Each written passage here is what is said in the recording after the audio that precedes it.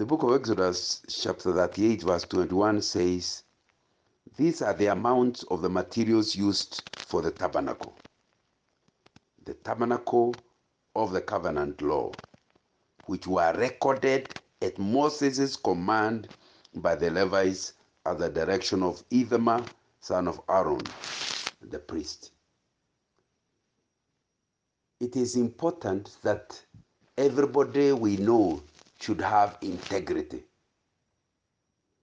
But having integrity is no excuse for not recording. Moses did not doubt the people, but he still expected a record. So Moses gave a direction that the fundraising, the materials under construction, every record had to be kept. And so in Exodus 38, now he's looking at the record. So we need integrity, but we need to create an atmosphere that encourages integrity. If you put me into temptation, it will be wrong. Now, you know, in the Lord's Prayer, we say, "Lead us not into temptation, but deliver us." It's important to understand that many organizations create room for lack of integrity, tempting people. This recording process is the one that discourages lack of integrity. And you need to ask yourself whether in your own house as a parent, you create an atmosphere that encourages integrity. Or you are the type of person who puts people to the test, tempting them, rather than creating structures that hold them to account. And by creating structures that hold them to account, you help them to live a life of integrity. So Exodus 38 is telling us, verse 21, "These are the amounts of the materials used for the tabernacle of the covenant law, which were recorded at Moses' command by the Levites under the direction of Ithamar, son of Aaron, the priest." Why is it important to record? Several reasons. Number one, I've already referred to, it becomes an accountability structure. Once you have recorded what has been given, you are now forced to have to explain how every one of the items was used. So why do we record? You know that it's an accountability structure. But the second thing we record is because people can start saying, "No, in that Harambee we raised 10 million. Look, we have only used 2 million. These guys are thieves. They stole 8 million. The truth of the matter is, 2 million is already a lot of money. And people kept seeing money come, and people saying, "I've given this, I've given this." So a rumor started, "Wow, today we gave so much. We gave 10 million. People think you are a thief. If you want to protect yourself from this misunderstanding, have a record. That's why in churches they insist the count of offering is not done by one person. It's done by several people, and all of them sign what has been collected for the day. And it's set apart to during audit. You can see there was a signature for the offering of that day, and there is a bank statement that shows the money ended up in the bank. Why are you doing all that? So that you protect yourself from being accused wrongly.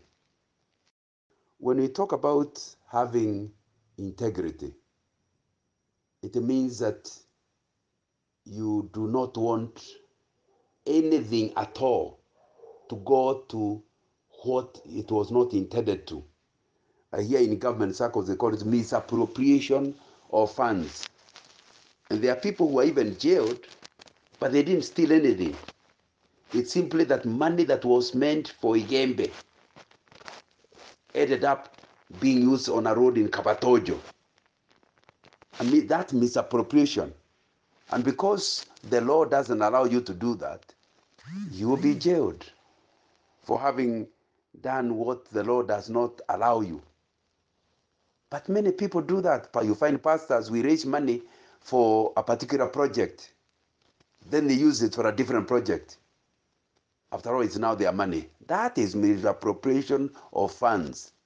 If you tell people to give you money for construction of the house of God, unless you come back to your congregation to give you permission, you are now a prisoner of your promise. Give me money for construction. You can't use it because your car is broken down. You can't use it for the car repair. That's what you mean by lack of integrity. Is misappropriation of funds, or appropriating the funds rather than the way you are expected to. If I give you a donation to pay school fees for a certain child, you can't use it for a different child without consulting me first. Because if you do so, you are not a man of integrity. So really what we are talking about here is there was a proper recording so that we ensured all things that were given are recorded and how they are used is shown so that it's clear they are shown for the reason they were given in the first place. But the other reason why recording is important is not just as an accountability structure. It's not just as a way of evidence that you did not misuse the money, but also because our memories are fickle. I've said before, let me repeat. The faintest pencil has a better memory than the best brain. If you write down with a feeble pencil, you just write down.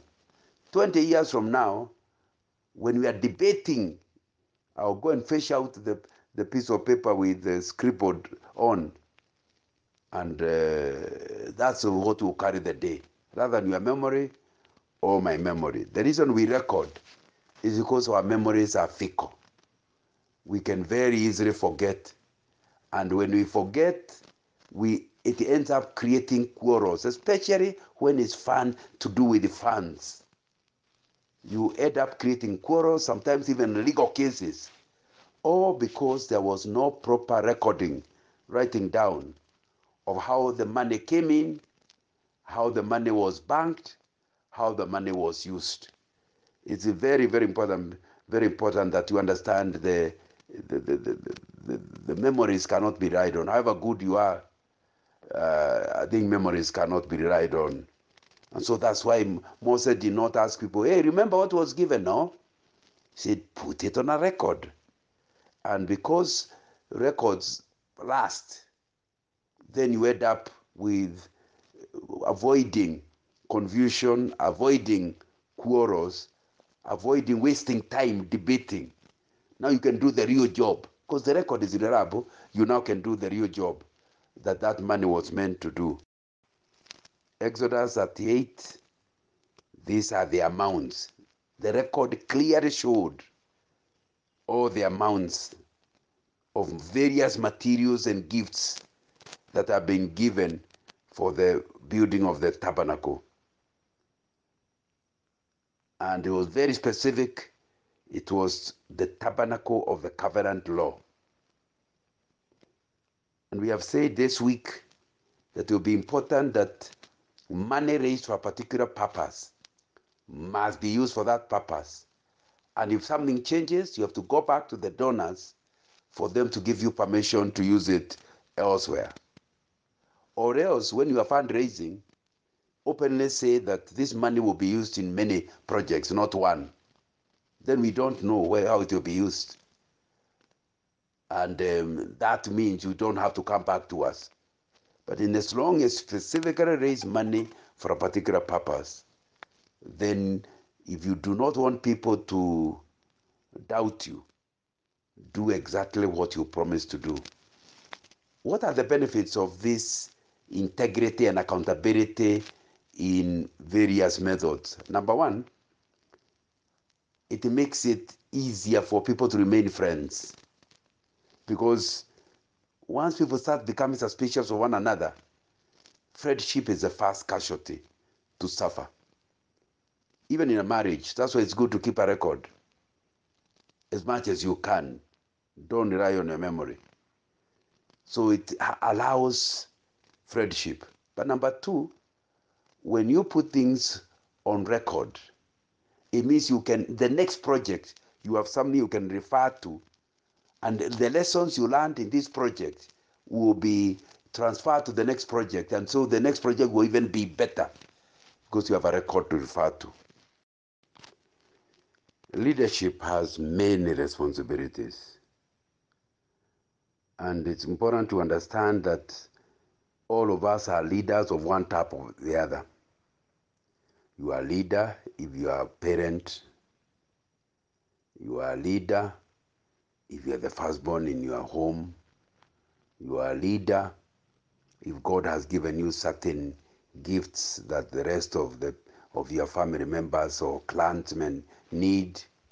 You are a leader if you are a Sunday school teacher. You are a leader. Leaders are everywhere. Leaders are not just MPs. Because a leader is called a leader because he has followers. These are people who are expecting you to give them direction and guidance. So you then are a leader. But it's important to understand that as soon as you are called a leader, it puts responsibility on you. You become a steward of leadership. In fact, the Bible says if you mislead in one of these small ones, it were better that a stone was placed on your neck and you are thrown into the deep sea. Once you are a leader, you will be held accountable for the direction the group goes.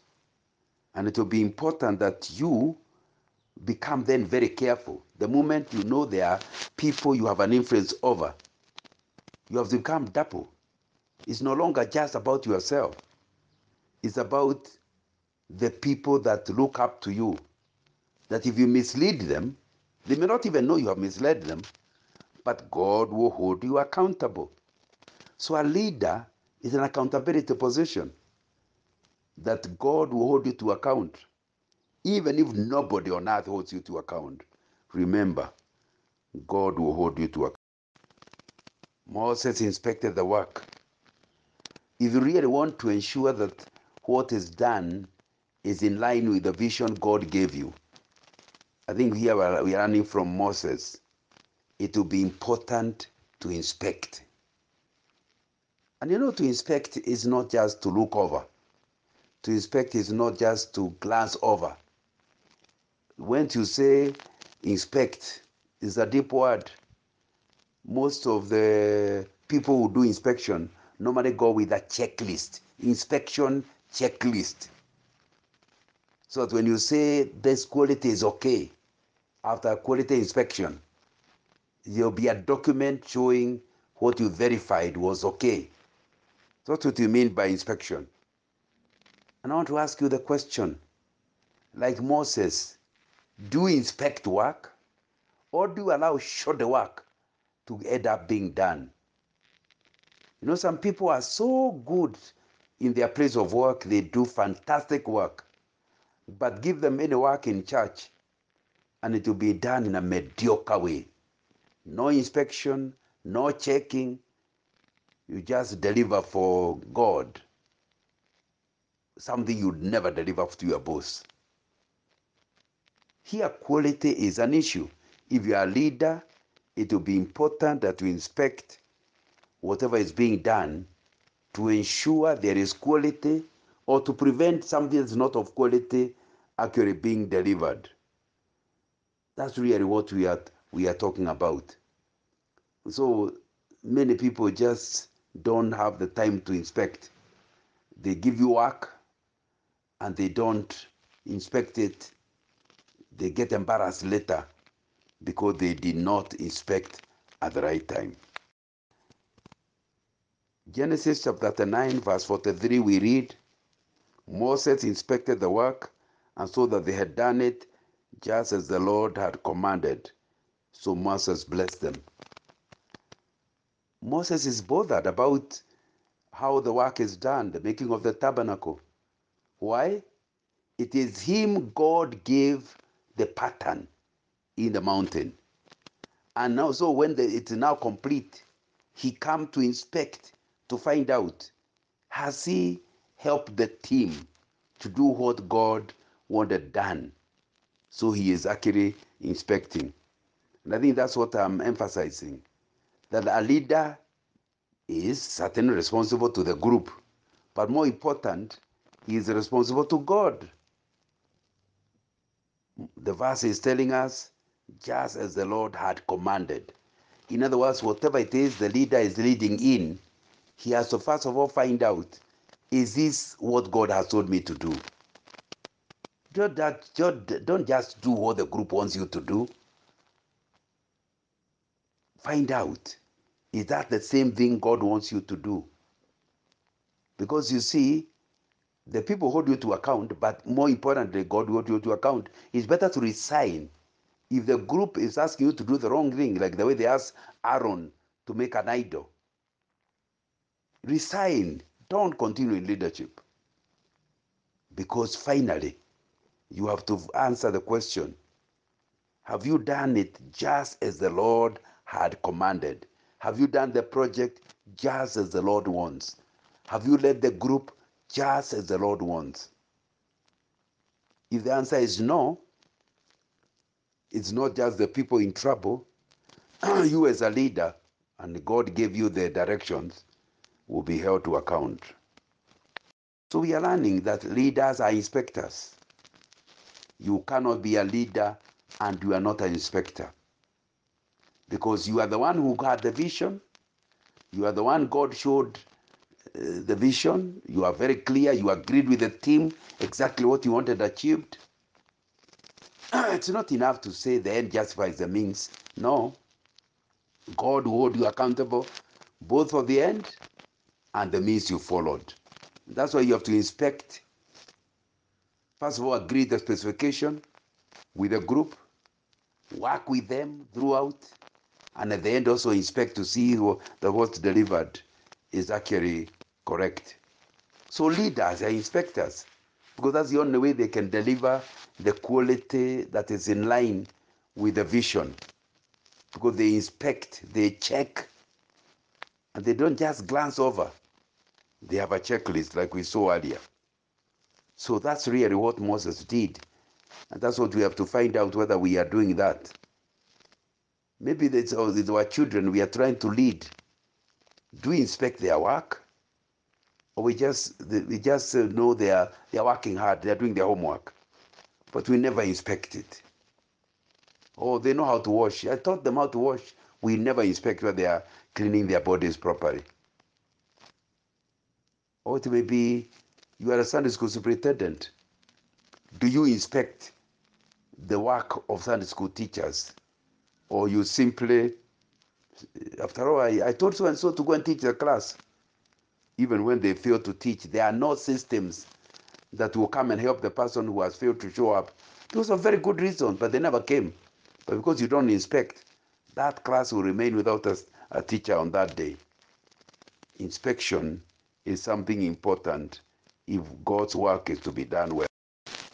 So Exodus 39 verse 43, Moses inspected the work and saw that they had done it just as the Lord had commanded. So Moses blessed them. So we have seen that the idea of inspection is the idea of ensuring quality. And it will be important that we understand that if you are to do God's work, He wants excellence, He wants quality. That the idea of inspection is also a leadership role. It's the leader who is to help the group to get quality. And that if you are in a place of leadership, it will be a major responsibility to inspect. That you cannot call yourself a leader and you have no quality control measures, some inspection method that ensures only quality is done. And that it will be important to understand, as you inspect the work, you must see that it has been done well.